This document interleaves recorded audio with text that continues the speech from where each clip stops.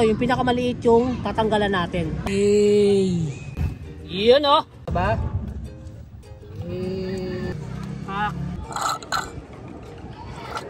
Pag zero na siya, and then yung ating oil indicator hindi na gumagalaw. Kamusta mga true friend? Naka-NMAX version 2 ka rin ba? At hindi mo alam kung paano mag-change oil ng iyong motorsiklo? Saktong-sakto, ituturo ko sa iyo kung paano mag-change oil ng NMAX version 2. Meron nga tayong tatlong klaseng langis. Ito nga tinatawag nating mineral, fully synthetic at ang semi-synthetic. At syempre ang gagamitin natin ay ang semi-synthetic ng Repsol Oil. Ito nga ang smarter ng Repsol Oil at semi-synthetic ang napili natin, 10W40. Kaya semi-synthetic dahil ito nga ay pinaghalo ng mineral at ng fully synthetic.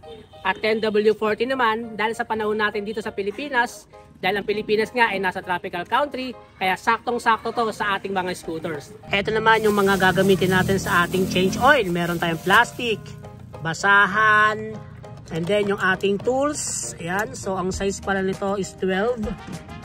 Kaya alam nyo na yung sukat natin dito, 12, and then yung ating plies at yung lagayan ng ating langis. So tara, umpisahan na natin yan. May bandang left side, ito malapit sa ating side stand kill switch. Ayan o.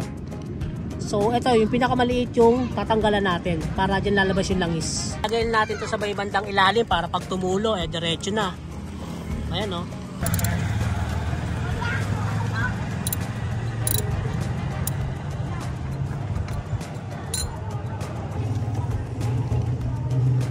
Yun o.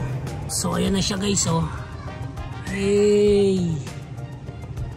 Diba? Ganyan ang itsura niya. Sobrang itim na. So ito yung pangalawang change oil natin. So, habang tumutulo siya, nililinisan natin to. Yung pinakatakip ng ating pang change oil yan. Dapat malinis yan lagi. Para hindi magkaroon ng mga lupa-lupa. No? Pagkatapos niyang tumulo, ibalik na natin. And then higpitan na natin siya.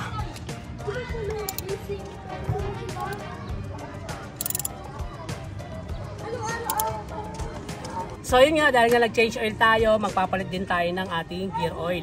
So ito yung gagamitin natin, qualifier, syempre, ng Repsol pa rin. At may nakalagay nga rito na transmission ATW90. Okay? So sa gear oil naman, alternate to. Kunyari nag-change oil tayo ngayon. Sa next na change oil natin, hindi muna tayo magpapalit. Okay? Sa another change oil natin, saka tayo magpapalit ng ating gear oil. So sa gear oil naman guys, dito nga sa may bandang pinakailalim. Yan o. Then pihit lang pataas. Then okay na yun. Ito na siya o. Yun o. O diba napakaputi pa.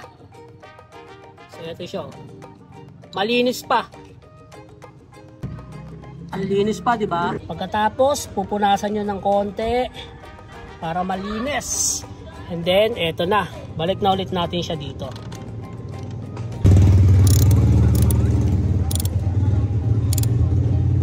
Okay, all goods. Itong kulay white na to, ito naman yung pipihitin natin ng pakanan. Ayun. Uy, meron siyang rubber. So, linisan natin yan mamaya. Okay. Ayan, kuntingin mo lang yan. Yun. Yun o. And then, tutok mo dito. Kita ba? Uubusin lang natin yan guys.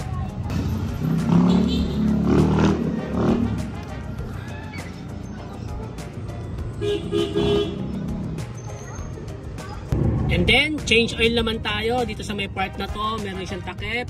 Lalagyan natin ng plies. Iikot natin yan. Yun, malambot lang, di ba? Yun oh. Punasan ulit natin 'yan. Ito na, bubuksan na natin dito. Ang maganda dito, guys, sa ating Repsol, meron na siyang straw. Yun oh. Kita niyo ba 'yan? Okay, pababayin muna natin. Tapos hihilahin mo lang 'yan pataas.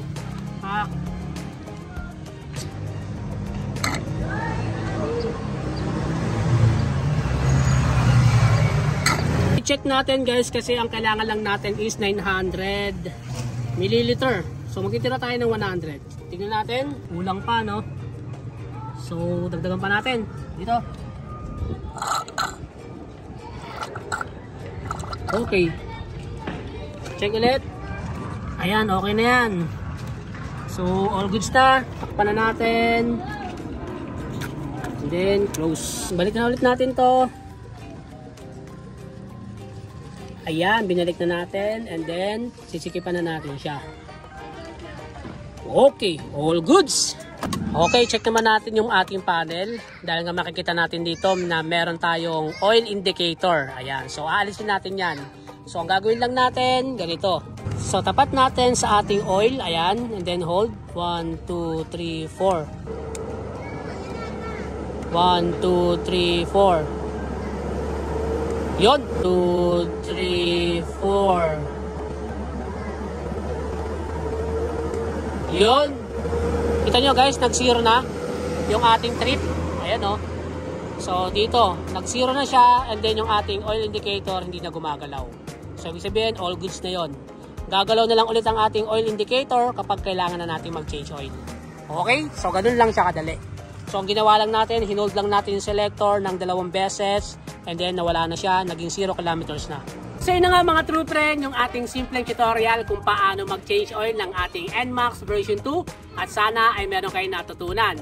At syempre maraming salamat din sa Team Repsol Philippines para sa ating pag-change oil. So paano? Ride safe and God bless!